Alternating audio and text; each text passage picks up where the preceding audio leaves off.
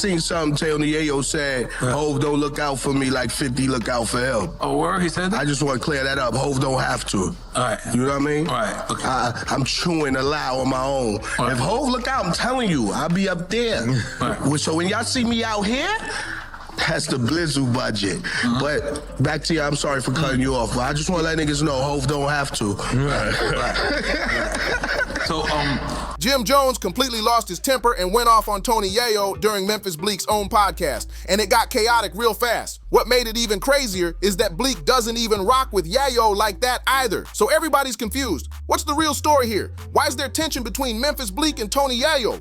And what exactly made Jim Jones snap like that? The whole scene flipped from chill to wild in seconds. Let's start with Memphis Bleek, cause his part makes more sense. Bleek's been Jay-Z's right hand since day one, almost like a little brother who grew up inside Rockefeller. That bond is built on pure loyalty, no question about it. But Tony Yayo's been throwing slick shots at Hov for years.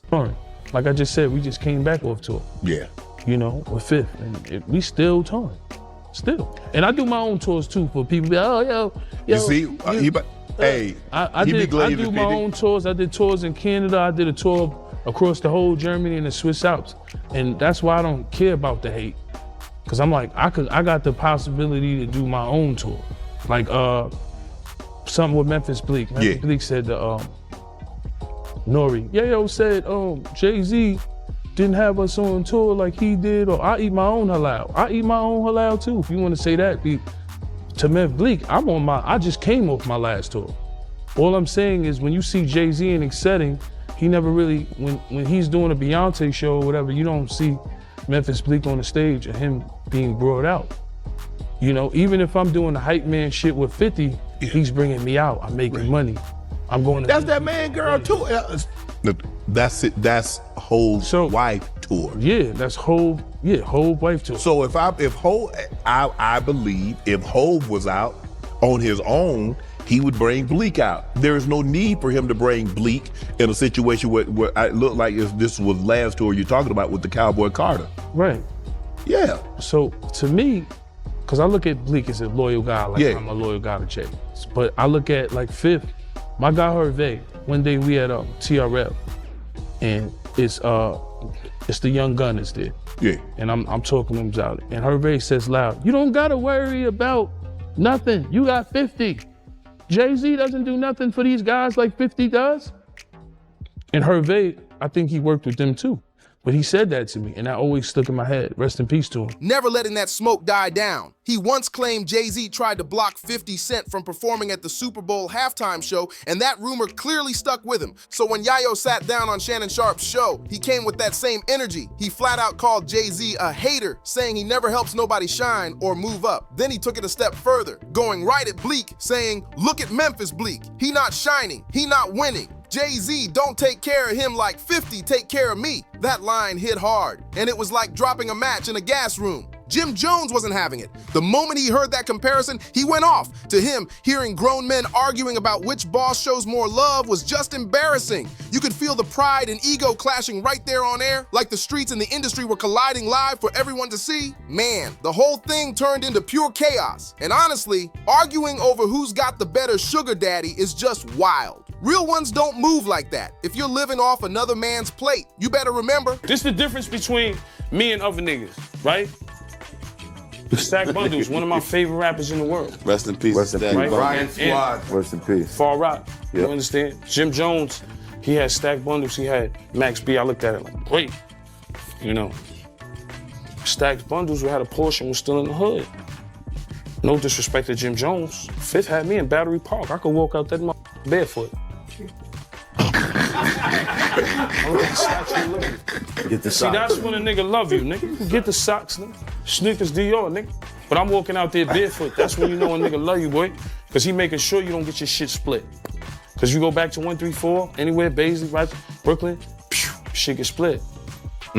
Once I got shit, nigga shot my shit up. Bentleys and all that. Y'all get that sneaker, just toss that over there. My shit's official. You know what I'm saying? Yo, look, but nigga put me in position. Rest in peace of Stack, but Stack got killed in the project with a Porsche. Yeah. Nigga, come on, nigga, I'm from the hood, nigga. Y'all niggas thought, nigga. I done been around the Black Justice and seen the Preems and all that, nigga. The E-Money bags, all that, nigga. The younger niggas under that. So with everything you saw, Maserati, Fox, real nigga. Huh? with everything that you saw, what would you change? I just pray to God every time I leave the house. But what would you change? Change what? That's a cup. I heard you talk about all the shit you went through, all the shit niggas is still going through. What God, one of them cups listen, just what for God that got planned for you is planned for you, brother. God already know what's planned for you in life.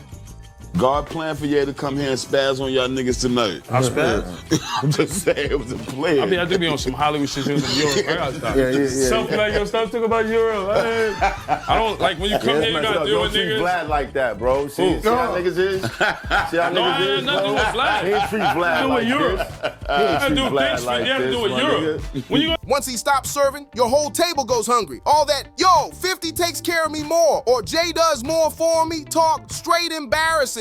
Real men handle their own grind, period. If your homie helps you out, that's cool. That's love. But bragging about it like a trophy, that's a strange flex, no matter how you try to twist it. Yayo's whole energy in that interview felt off, like he was trying too hard to paint Jay-Z as selfish, saying he never helps nobody and only moves for himself.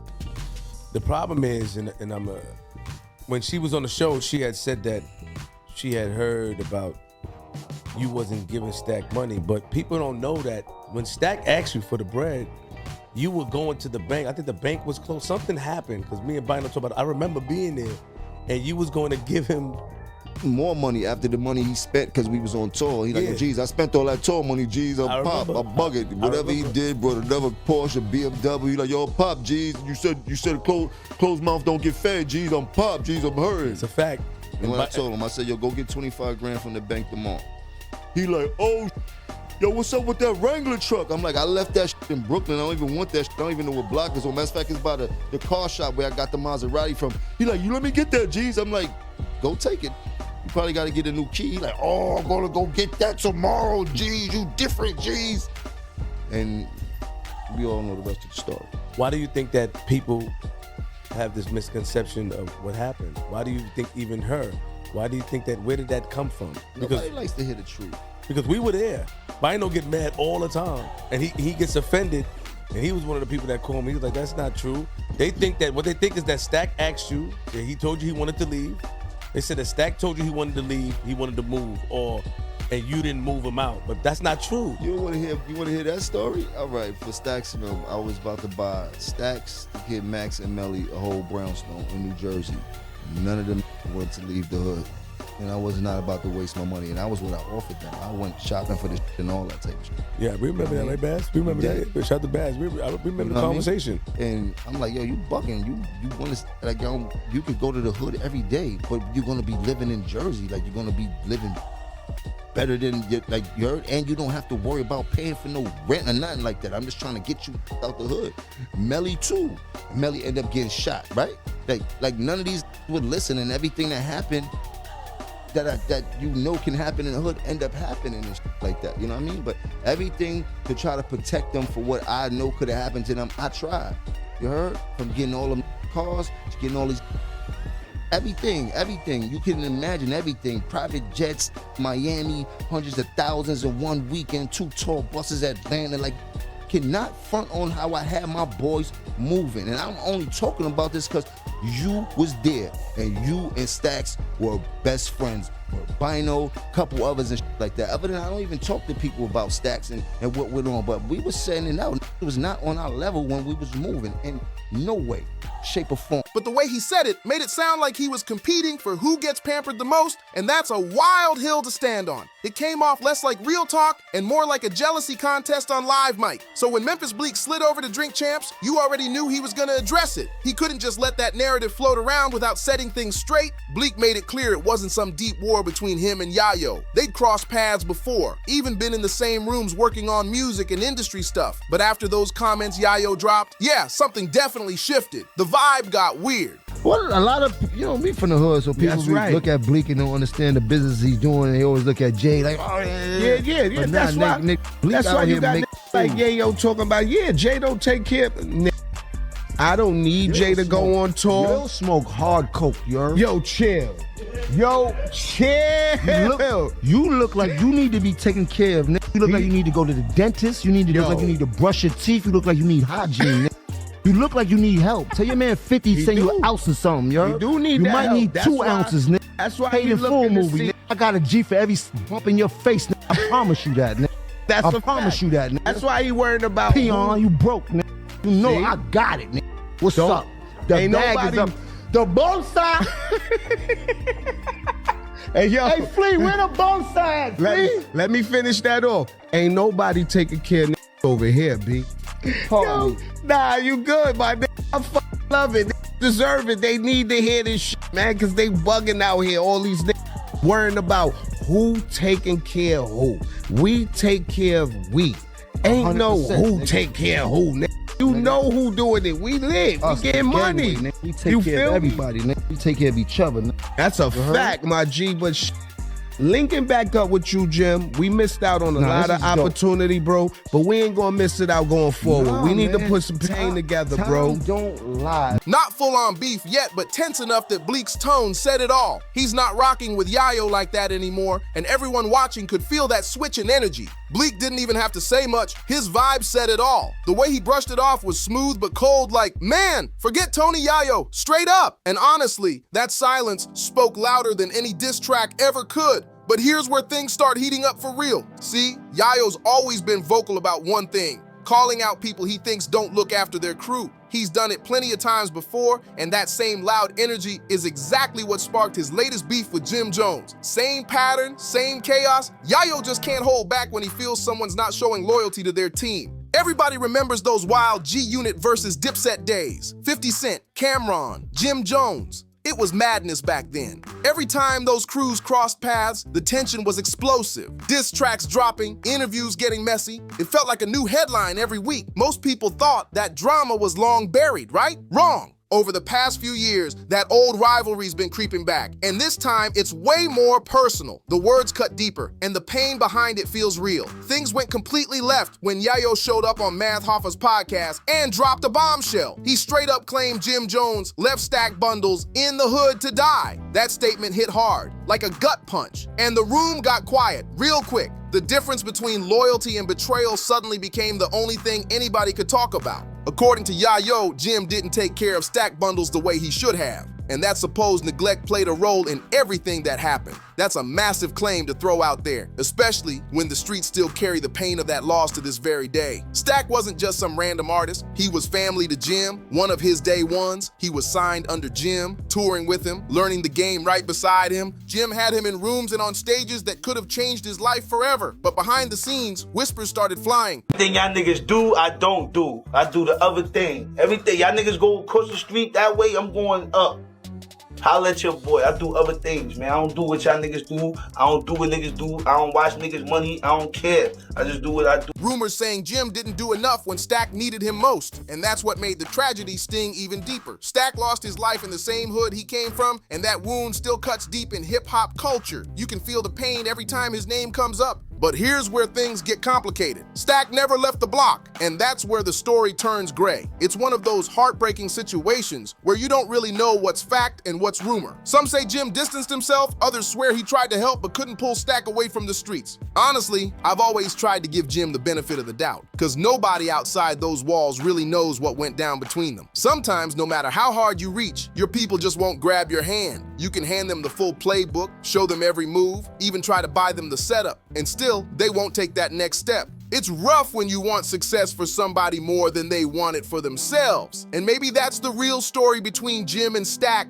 Two brothers chasing the same dream, but living on completely different frequencies. That's exactly how it sounded between Jim Jones and Stack Bundles, like unfinished business that never got real closure. Fans online started going in on Jim hard, saying he took Stack's whole wave. His swag, his flow, even the way he dressed and carried himself. They accused Jim of running off with Stack's entire style and leaving the man behind in the trenches. And the wildest part, Stack Bundles really was that guy. If his life hadn't ended so early, he probably would have been front row at Paris Fashion Week right next to ASAP Rocky, iced out, unbothered, and owning the spotlight. That's how much influence he had. Stack wasn't just a rapper. He was a full-blown trendsetter, inspiring a whole generation before his time. But that's where the controversy got even uglier. Critics started claiming Jim took Stack's sauce, used his shine to level up, and then never looked back. It became one of those endless debates. Who really made who? And that argument's still floating around the culture today. Jim, though, never budged on his side of the story. He said it over and over. He did try to pull Stack out the hood. He gave him money, put him on tours, opened doors that could have changed everything. But according to Jim, Stack just didn't want to leave the streets, and that's what broke his heart the most.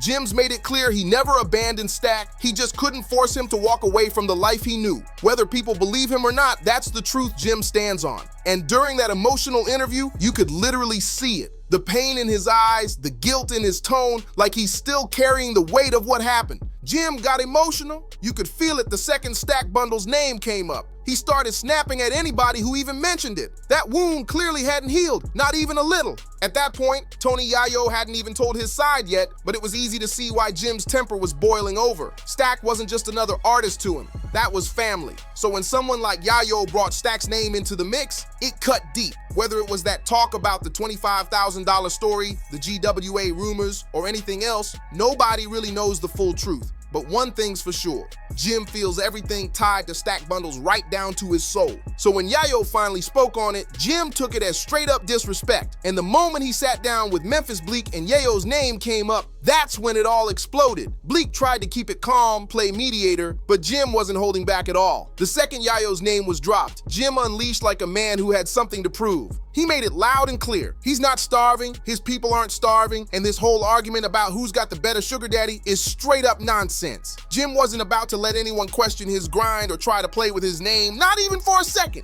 Then he flipped the energy, started flexing heavy, talking about his bag, his cars, his lifestyle, his whole empire. He wanted everyone watching to know he's up. And while he was going off, it started sounding more and more like a competition. Like Jim was lining up his wins next to Yayo's situation, just to remind everyone who's really on top. But here's the wild twist. Tony Yayo wasn't even trying to disrespect Jim like that. He never said Jim was broke, not once. In fact, he actually gave Jim props, saying Jim's good. The real point Yayo was making, he was talking about Jim's circle. He was calling out how the people around Jim don't seem to be shining the same way he is. Yayo basically said, Jim's up, but his crew don't look on, they don't look up. And honestly, if Jim had taken that part in stride, really listened instead of reacting, things might have gone a whole different way. That was Yayo's perspective, even if he delivered it messy, but Jim wasn't hearing none of that. The moment he caught that tone, that Harlem pride kicked in instantly. You could see it in his eyes. He wasn't about to let anyone, especially Yayo, make him look weak in front of the world. Jim clapped back hard saying, ain't nobody feeding me. I built this from the ground up. That line came out with pure fire. He wanted everyone to know he's never lived off another man's plate.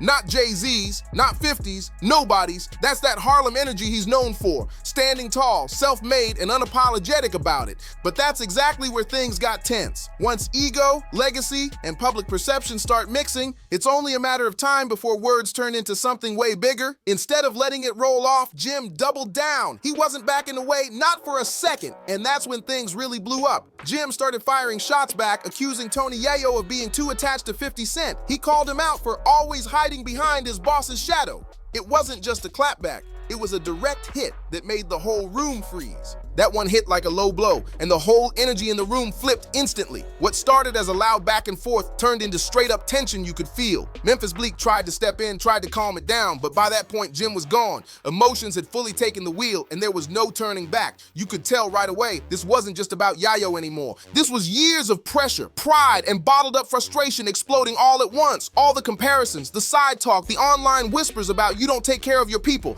It finally hit the breaking point. Jim had had enough. He was done being painted as the bad guy, and he made sure everyone knew he wasn't backing down. Not from Yayo, not from anyone. Jim kept talking heavy, flexing about how rich he is, how hard he's worked, how much he's built from scratch. But at that point, it wasn't even about the money anymore. The real fight was over respect, because Tony Yayo wasn't folding either. He stood tall on what he said, 10 toes down on his opinion, and decided to hit back in a way that caught everyone off guard. Instead of ranting or dropping a long interview response, Yayo went digital, straight to Instagram. And his move? Savage. He didn't post a diss, no long caption, no hashtags, just one quiet, bold play that said everything without saying a single word. He reposted none other than Jim's longtime rival, Max B. That was a straight chess move, subtle, cold, and perfectly timed to shake the whole room without ever raising his voice. The internet exploded. Fans went absolutely crazy. Timelines flooded with hot takes, clips, and wild screenshots. The whole thing split the internet right down the middle. Some people were riding for Jim, saying he had had every right to defend himself and protect his legacy after all the shade that's been thrown his way. Others said Yayo just spoke the uncomfortable truth, the kind of truth that makes even the toughest ones flinch. Either way, this turned into one of the biggest online debates of the week. Harlem versus G-Unit, round 2. The comment sections are still on fire with everyone picking sides, posting old clips, and comparing receipts. And now it all comes down to one question. Whose side are you on? Team Jim Jones or Team Tony Yayo? Drop your thoughts in the comments. Let's get this debate going. Don't forget to hit that like, subscribe, and share button. And I'll see you on the next video, because this story's far from over.